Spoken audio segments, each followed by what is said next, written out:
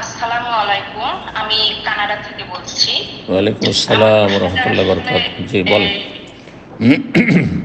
মানে মানুষ মারা যাওয়ার পরে তার গোসল করানো নিয়ে।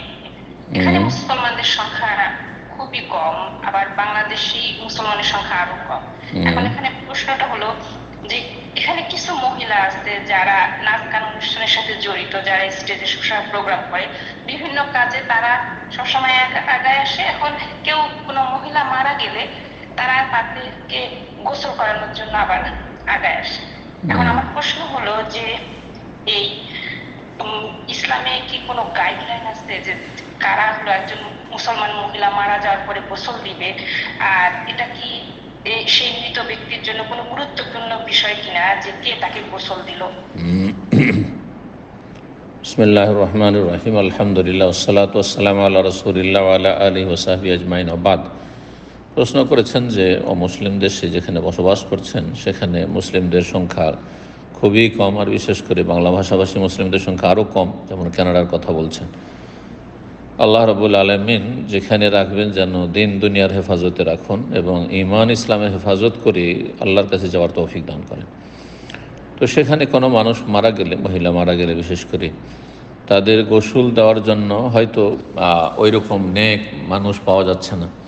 এমন কিছু মহিলা আছে যারা নাচ গান করে বা পুরুষ নাচ গান করে, তারা আবার গোসল দেওয়ার জন্য এগিয়ে আসে। তো এই ক্ষেত্রে কি শরীয়তে বিশেষ কোনো দিক নির্দেশনা আছে যে তারা গোসল দিলে চলবে কি না? তারা গোসল দিলে চলবে না, ইমামাই কানামামা ভালো। যদি ভালো মানুষ যারা 5 ওয়াক্ত সালাত আদায় করে, প্রকাশ্য কাবিরা গুনাহ থেকে বেঁচে থাকে, বাহ্যিক ইসলামের বিধিবিধান পালন করে আর প্রকাশ্যে কাবিরা গুনাহ না করে, এইরকম লোক যদি পাওয়া যায় তো তাদেরকে দিয়েই গোসল দেওয়াতে হবে।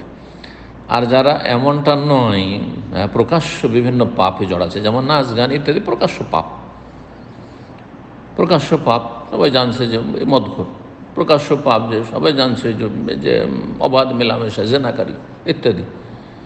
তো এদেরকে দিয়ে এসব কাজ করানো জায়েজ নয় যদি উত্তম বিকল্প থাকে। কিন্তু যদি দেখা যায় যে এমন লোক নেই, নাম কি অস্তে শুধু মুসলিম, তাহলে মুসলিম যখন তারা গোসল দেবে, মুসলিম কমপক্ষে 5 ওয়াক্ত সালাত পড়ে বা সালাত পড়ে, তো তারা গোসল দিবে। এখন যেহেতু নেই সেই জন্য, কিন্তু ভালো মানুষ পাওয়া গেলে ভালো মানুষ গোসল দেবে।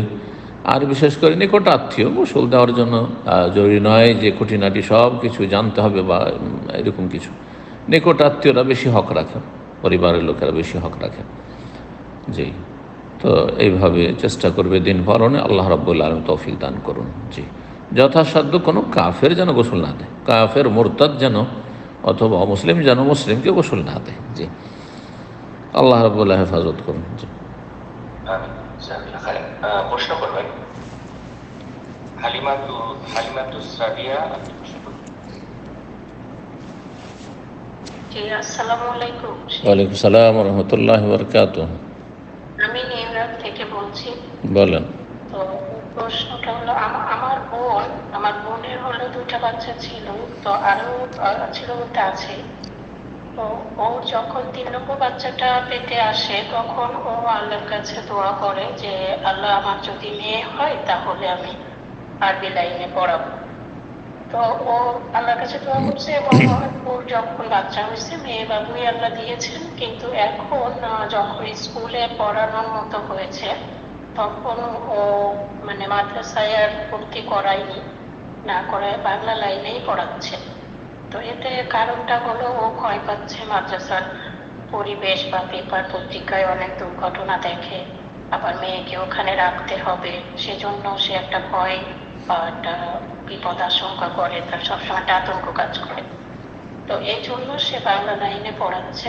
তো এতে করে মানে তার মানে কোনো গুনাহ হবে কিনা বা তার এই ক্ষেত্রে কি করণীয়, যে সে তো আল্লাহর কাছে ওয়াদাবদ্ধ হয়েছিল কিন্তু সে কিন্তু জি, করতেছেন না, জি, জি, এখন সে কি করতে পারে? বুঝেছি।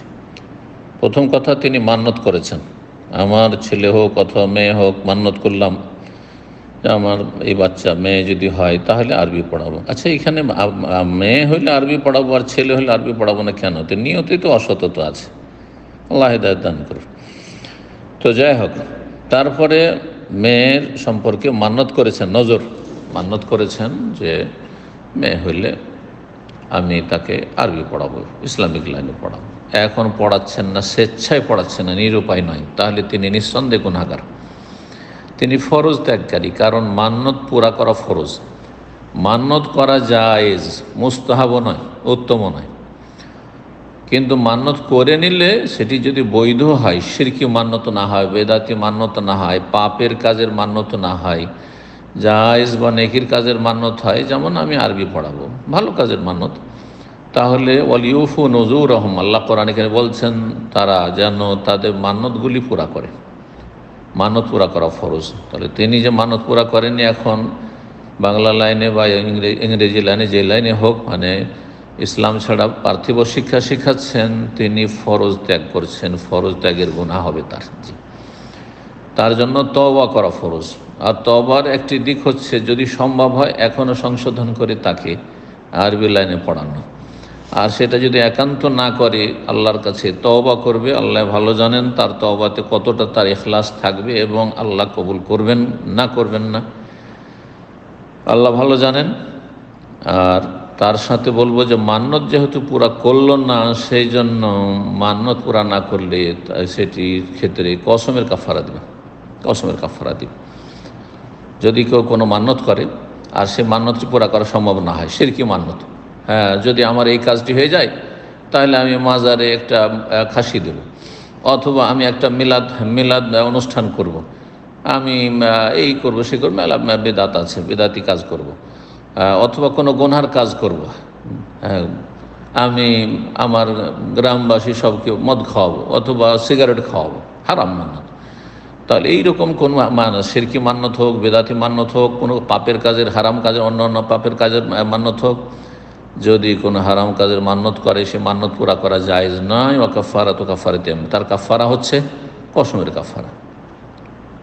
কাফারা দিবে। জি, কসমের কাফারা হচ্ছে 10 মিসকিনকে খাওয়ানো বা 10 মিসকিনকে কাপড় পরানো। আর গরিব মানুষ যদি এটাও করতে না পারে, 10 মিসকিন খাওয়াতে পারে, তখন 3টি রোজা, এমনি 3টি রোজা রাখলে হবে না, যেখানে 10 জন মিসকিনকে খাওয়াতে পারবে। জি, তো আপনার বোনকে বলেন 10 মিসকিনকে খাওয়াবে এবং আল্লাহর কাছে তওবা করবে, কারণ সে স্বেচ্ছায় পারবে। তারপরেও না, ভয় করার কি আছে, সব জায়গায় ভয় আছে। কেন স্কুল কলেজে হয় না? স্কুল কলেজে এইসব অঘটন ঘটে না? কত রকমের পাপ হচ্ছে সেখানে, পাপের পরিবেশ অধিকাংশ ক্ষেত্রে, সেখানে কি করে কী সাহসে দিচ্ছে না? আল্লাহ সঠিক বুঝ দান করুন, ইমানে আল্লাহ শক্তি দান করুন। বারাকাল্লাহ ফিক। প্রশ্ন করবেন আরে আপনি প্রশ্ন করুন। আসসালামু আলাইকুম। ওয়ালাইকুম আসসালাম রহমতুল্লাহ বরকাত। জি, শেখ, আমার প্রশ্ন হচ্ছে যে কয়েকদিন ধরে অনলাইনে একটা ধরনের ফেতনা দেখা যাচ্ছে যে আমাদের কিছু হিন্দু ছেলেরা, তারা আমাদের মুসলিম যারা নারীদেরকে, তাদেরকে প্রেমের ফাঁদে ফেলে বা তাদের কাছ থেকে আপনি জোরে বলেন, এত আস্তে কেন বলছেন?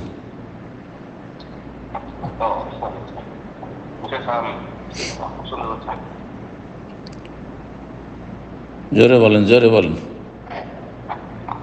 হ্যালো, শুনতে পাচ্ছেন? শুনছি, কষ্টে শুনছি। চলেন, বলেন, ওকে, আপনার যতটা জোর আছে ততটা জোরে বলেন। জি আচ্ছা। তো আমার প্রশ্ন হচ্ছে যে কয়েকদিন যাবৎ আমরা অনেকে দেখছি যে অনেক এরকম ফেসবুকে নিউজ দেখছি যে অনেক মুসলিম নারীরা হিন্দুদের তারা প্রোগ্রাম থাকছে, তারা হিন্দু ছেলেরা মুসলিম নারীদের বলছে যে আমরা তোমাদের কাছে ইসলাম শিখতে চাই, এরকম বলে তাদেরকে প্রেমের ফাঁদে থেকে পাচার করছে। বাংলাদেশ থেকে অনেকে ইন্ডিয়াতে পাচার করেছে। তো সে এই ব্যাপারে আপনার কিছু উপদেশ আসা যাচ্ছে? এই ব্যাপারে উপদেশ একটা সাধারণ লোকও দিতে পারবে। সেটা হচ্ছে একজন মুসলিম মেয়ে, সাবালিকা মেয়ে একটা মুসলিম যুবকের সাথে যোগাযোগ, একা এই টেলিফোনে অথবা সোশ্যাল মিডিয়াতে যোগাযোগ হারাম। তাহলে একটা অমুসলিম কাফেরের সাথে কিভাবে যোগাযোগ করছে? তাহলে এটি তো প্রথম হারাম কাজ করেছে সে মেয়ে, এবং সেই মেয়ের পরিবার যদি জানে তো হারাম কাজ করছে। তারপরে আপনার দূষিত পরিবেশে সহশিক্ষায় লেখাপড়া করেছে সাবালিকা মেয়েকে, আর এক হারাম কাজ করছে। সুযোগ দিয়েছে অভিভাবকরা, বাপ মা সুযোগ পেয়েছে সে মেয়ে, এবং সেই কাফের সুযোগ পেয়েছে মুসলিম মেয়েকে এইভাবে আপনার অসৎ উদ্দেশ্যে সে এইভাবে নিয়ে গিয়ে তাকে মেরে ফেলা অথবা নির্যাতন করার ইত্যাদি ইত্যাদি, এসব যে ষড়যন্ত্র চলছে, এগুলি তো সুযোগ আপনারা নিজেরাই দিয়েছেন, আপনারা দিয়েছেন। আল্লাহ হেদায়েত দান করুন।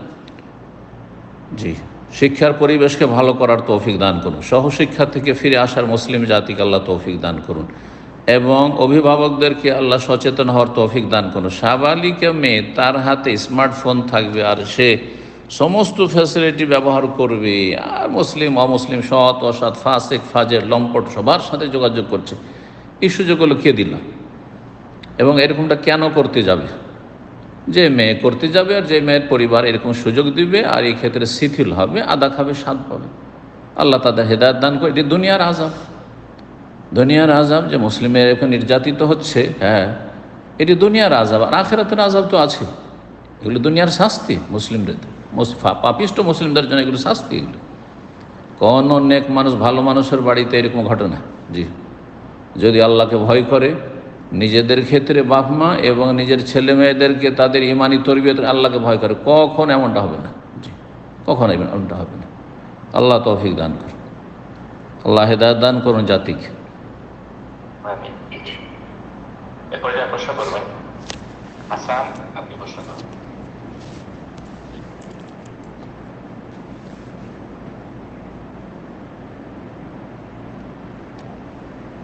হাসান, আপনার উনি প্রোগ্রাম থেকে জিত হয়ে গেছে, নির্যাতিত কারণে, তো আমরা ইনশাআল্লাহ আরেকজনকে সুযোগ করে দেব। প্রশ্ন করবেন কাজী সোমাইয়া হাসান খেয়া, আপনি প্রশ্ন করবেন।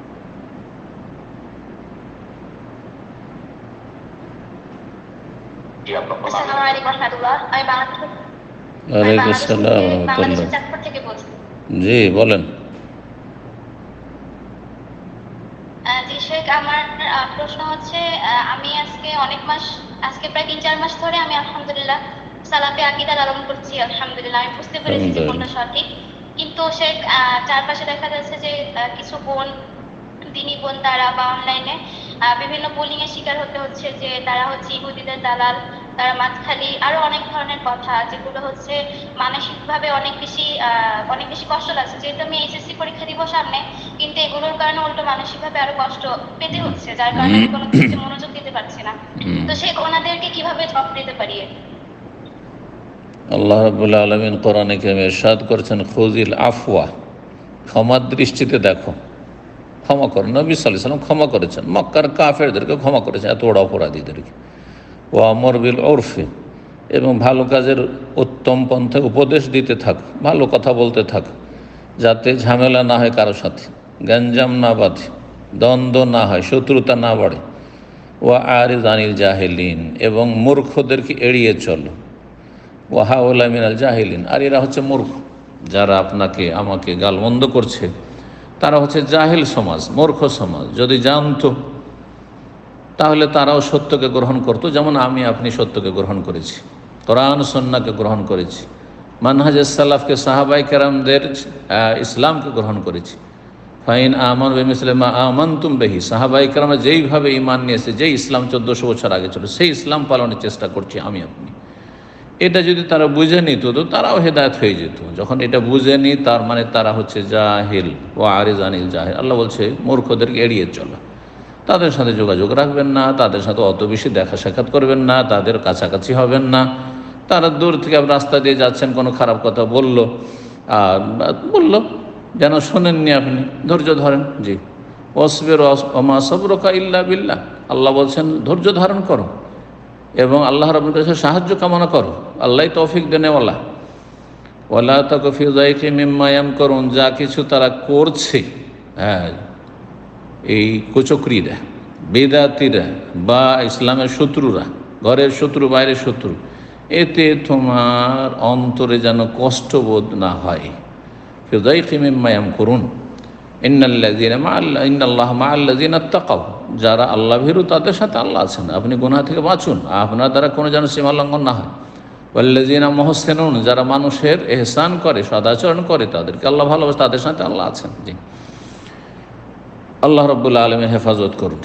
এড়িয়ে চলুন, যেন শোনেননি আপনি। তারপরে ধরেন সোশ্যাল মিডিয়াতে তারা গাল বন্ধ করছে, তাহলে সোশ্যাল মিডিয়া আপনি ইউজ করিয়েন না, দেখবো না, জানবোই না যে আমাকে কে কে গাল দিচ্ছে, কষ্ট হবে না, সাময়িক যে কষ্টগুলি হয়। যদি বরদাস্ত করতে না পারছেন না যে মানসিক আমার কষ্ট হচ্ছে, তাহলে এগুলো দেখবেন না। যারা আপনাকে ধরেন আপনাকে সোশ্যাল মিডিয়াতে আপনাকে মেসেজ করে গাল দিচ্ছে, তা আপনি তাকে ব্লক মেরে দেন, যোগাযোগ রাখেন না তাদের সাথে, দেখা সাক্ষাৎ তাদের সাথে করিয়েন না, তাদের অনুষ্ঠানে বসিয়েন না। আল্লাহ বলছে ফালা তাকুদ বাদা যিকরা মাল কওমিজ জালিমিন, আল্লাহর উপদেশ আসার পরে জালেমদের সাথে বসিও না, বসবেন না তাদের সাথে। দাওয়াত আছে কিন্তু বিদাতে, ওখানে গেলে গালমন্দ করবে বা ক্রিটিসাইজ করবে, বিভিন্ন রকমের ট্যাগ দেবে, যাবেন না তাদের সাথে। কেন বসবেন না? অসাধু লোক তারা, অন্তর তাদের ফি কুলুবিহিম মারাদ, তাদের অন্তরে রোগ রয়েছে। তাদের থেকে দূরে থাকার চেষ্টা করুন, আল্লাহ তৌফিক দান। কিন্তু তাদের ক্ষতি করিয়েন না, তাদের ক্ষতি করে, তাদের হিতাকাঙ্ক্ষী হন। তার জন্য আগুনের দিকে ঝাঁপ দিতে যাচ্ছে, আপনি তাদেরকে সেখান থেকে রক্ষা করার চেষ্টা করছেন। এটা হচ্ছে নবী সাল্লাল্লাহু আলাইহি সাল্লামের আদর্শ। জি, আল্লাহ তৌফিক দান করুন।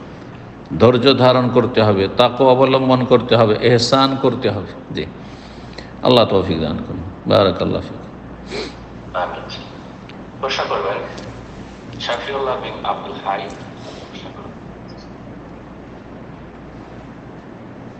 আসসালামু আলাইকুম ওয়া রাহমাতুল্লাহ। ওয়ালাইকুম আসসালাম ওয়া রাহমাতুল্লাহি ওয়া বারাকাতুহু। আমি সৌদি আরব রিয়াদ। জি বলেন। আমার প্রশ্ন হচ্ছে, যদি ঈদ চলে গেছে, ঈদের তাকবীর দিয়ে আমাদের দেশের একজন মুফতি, উনি সহিয়াকে পোষণ করেন, উনি যে ঈদের তাকবীরগুলো আল্লাহু আকবার আল্লাহু আকবার যে তাকবীরগুলো আছে, উনি বলছে এই হাদিসটা সহিহ না, উনি চ্যালেঞ্জ করে বলছেন। ও কিছু জানে না, ও আসলে সহি আকীদা ছিলই না। ও জি, সহি আকীদা ছিলই না, এখন হয়তো কোনো গরজে সহি আকীদার ভান করেছে। জি, আর তার এমন কোনো এলেম কালাম না, তার ডিগ্রি বা সার্টিফিকেটই কী আছে, কোথায় লেখাপড়া করেছে, কোন একটা আহলে হাদিস প্রতিষ্ঠান থেকে বাংলাদেশে লেখাপড়া করেছে, সৌদি আরব থেকে লেখাপড়া করেছে, তাহলে তাকে কি করে আপনি মুফতি, মানে দেওবন্দি মাদ্রাসায় পড়া মুফতি, তো তারা কতটা শিখার কি শিখে তা তো আমাদের জানা আছে। জি, ভুল বলেছে, ভুল তথ্য দিয়েছে, ভুল বলেছে, বিভ্রান্ত হবেন না এই সব আপনার এই পুটির মাছদের কথা শুনে। ভালো ভালো আলেমদের শরণাপন্ন হন। জি, ভালো আলেমদের কথা শুনে, এইসব বক্তাদের কথা কেন শুনছেন? এরা আলেমই না। জি,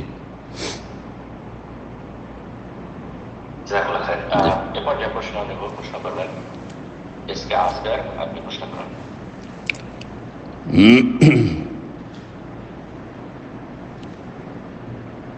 এসকে আসগার প্রশ্ন করুন।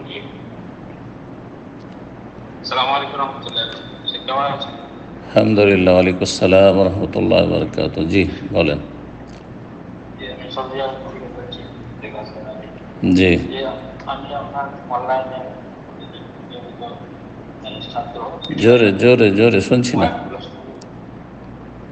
জি, তো আমি কালকে 2-3 দিন আগে আমি একটা বয়ান করেছি যে একটা গোত্র আসলো নবী সাল্লামের কাছ থেকে, মানে বললো সুসংবাদ নাও, তারপরে ওরা চেয়ে বসলো, তারপরে ইমান থেকে একজন আসলো বলে তোমরা সুসংবাদ নাও। সেই সুসংবাদটা কি, এসে ওইটা মানে বয়ানে শুনলাম না, সুসংবাদটা সবচাইতে বড় সুসংবাদ মুমিনদের জন্য জান্নাতের। তো মূল উদ্দেশ্য নবী সাল্লাল্লাহু আলাইহি সাল্লামের ইকবালুল বুশরা, তোমরা সুসংবাদ গ্রহণ করো, মানে তোমাদের জন্য জান্নাত রয়েছে। তোমরা যদি এই ইমানের উপর অটল অবিচল থাকো, যে ইমান নিয়ে এসছো, ইসলাম গ্রহণ করেছো, তাহলে তোমরা জান্নাতের সুসংবাদ নাও। কোরআনে কারিমে আল্লাহ বলেছে ওয়াবশিরু বিল জান্নাতিল্লাতী কুনতুম তুআদুন, তোমরা সুসংবাদ নাও সেই জান্নাতের যার তোমরা প্রতিশ্রুত হয়েছে, যার ওয়াদা করা হয়েছে, জান্নাতের সুসংবাদ। তার সাথে দুনিয়া আখিরাতের সার্বিক কল্যাণের সুসংবাদ। নবী সাল্লাল্লাহু আলাইহি সাল্লামের প্রতি ঈমান নিয়ে আসবে, রব্বুল আলামিনের প্রতি ঈমান নিয়ে আসবে, তার জন্য দুনিয়ার বালা মুসিবত কিছুই না, তুচ্ছ। জি, তাদের জন্য মহাপুরস্কার রয়েছে, দুনিয়ায় আল্লাহর কাছে সম্মানিত, রবের কাছে সম্মানিত, জি, এবং ভালো মানুষরা ভালো মানুষকে ভালোবাসে। সুসংবাদ সব কিছুকে সামিল, কিন্তু সবচেয়ে বড় সুসংবাদ হচ্ছে জান্নাতের। সেই জান্নাতের সুসংবাদের কথা বলেছে। সেই সময় নবী সাল্লাল্লাহু আলাইহি ওয়াসাল্লামের কাছে হয়তো আপনার বাইতুল মালে এমন কোনো সম্পদ ছিল না দেওয়ার মতো, আর তারা চেয়ে ফেলেছিল বনু তামিমের কিছু লোকেরা। তখন নবী সাল্লাল্লাহু আলাইহি ওয়াসাল্লাম অসন্তুষ্টি প্রকাশ করেছিলেন, আর তারপরে ইয়ামানের কিছু লোকেরা আসলে প্রতিনিধি, তাদেরকে বলে তারা সাদরে গ্রহণ করল। জি, জি।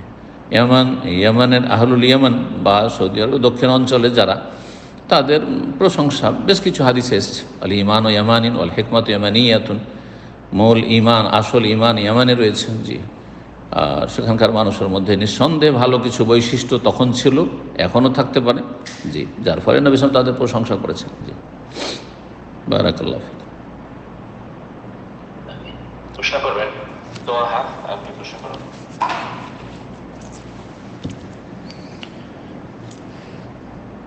এই দোহা আপনার পক্ষে আনমিউট করে নেন, প্রশ্ন করুন।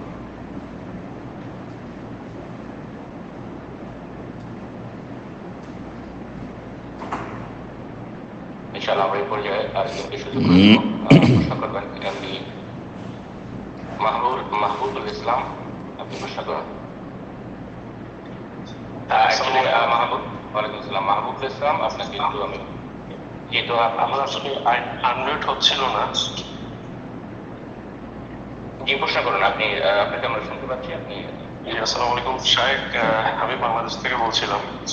জি, ওয়ালাইকুম আসসালাম। ছিল আমার আব্বা একটা বিল্ডিং তৈরি করছে, তো ওই বিল্ডিং এ আমাদের আবাসিক এলাকায় বিল্ডিং, তো আমরা আবাসিক এলাকায় বাণিজ্যিক ভাড়া দিছি আর কি। ধরেন গোডাউন, কর্পোরেট অফিস, কারণ একটু বেশি ভাড়া পাওয়া যায়। তো এখন এটার খুব সম্ভবত সরকারি অনুমতি নাই, এবং এভাবে আমাদের এলাকায় অনেকেই ভাড়া দিচ্ছে।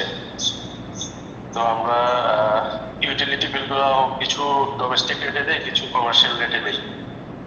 তো এখন এই ভাড়া টাকাগুলো কি হালাল হবে কিনা, এটা নিয়ে আমার প্রশ্নটা ছিল। সরকারের অনুমোদন নেই। আমি যতটুকু জানি আবাসিক এলাকায় অনুমতি নাই। সরকারের পক্ষ থেকে অনুমোদন যদি না থাকে, তাহলে অবৈধ কাজ করা জায়েজ না কোনো মুসলিমের জন্য। সরকার যে কোনো আইন তৈরি করেছে এই ধরনের, যে এই আবাসিক এলাকায় এগুলি চলবে না, এতে নিঃসন্দেহে বৃহৎ স্বার্থ রয়েছে। নিঃসন্দেহে আপনার আমার জনগণের সে এলাকার বাসিন্দাদের বৃহৎ স্বার্থ রয়েছে, যার ফলে সেটা লঙ্ঘন করে, আইন লঙ্ঘন করে এসব কাজ করা জায়েজ নয়।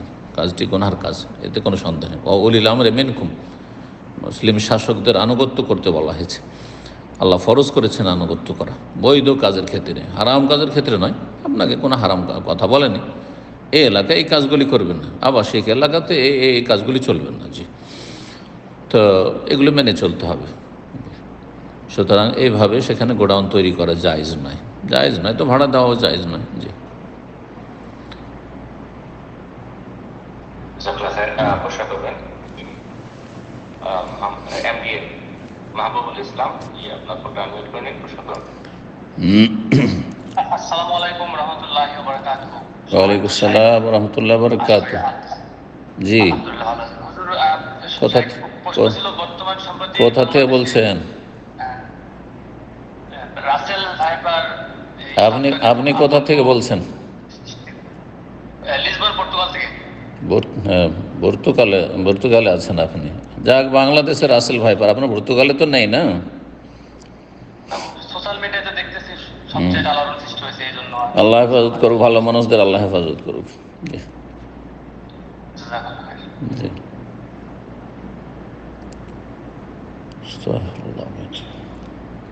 কোনো প্রশ্ন আছে? এটাই প্রশ্ন ছিল। প্রশ্ন আর কি আছে? আল্লাহকে ভয় করুক, সতর্কতা অবলম্বন করুক। আল্লাহ বলছে খুজু হিজরাকুম, তোমরা সতর্কতা অবলম্বন করো। সতর্কতা, আমাদের শত্রু আছে, হিংস্র পশু থেকে সতর্ক। মানুষ ভয় পায়, যেগুলিকে ভয় পায় মানুষ, সাপকে ভয় পায়, বিচ্ছুকে ভয় পায়, যেগুলি ক্ষতি করে মানুষের, সেগুলি থেকে নিজেকে নিরাপদ স্থানে রাখতে হবে, সতর্ক থাকার চেষ্টা করতে হবে, এবং সেই জন্য যেসব পদক্ষেপগুলি রয়েছে সরকার যেগুলি বলছে সেগুলি পালন করতে হবে। জি, এবং হতে পারে এটিও আল্লাহর আযাব, হতে পারে আল্লাহর পরীক্ষা। জি, ফেরাউনের জামানায় ফেরাউনের বংশধরের ওপর বিভিন্ন রকমের এইরকম বালা মুসিবত এসেছিল, তো এটাও হইতে পারে। বিভিন্ন রকম মানুষের জমিনি আযাব, আসমানি আযাব, আর জালেম শাসকের আযাব, আর এই সাপের আযাব, সবই আযাব। জি, যে কোনো অনিষ্ট আল্লাহর পক্ষ থেকে পাপীদের জন্য আল্লাহর আযাব। নেক মানুষ, ভালো মানুষদের জন্য ভালো মানুষ, তারপরেও যদি এইরকম সম্মুখীন হয় বালা মুসিবতের, তাহলে এটি আল্লাহর পক্ষ থেকে ইবতিলা, পরীক্ষা। পরীক্ষা, সবর করতে হবে, ধৈর্য ধারণ করতে হবে, সতর্কতা অবলম্বন করতে হবে।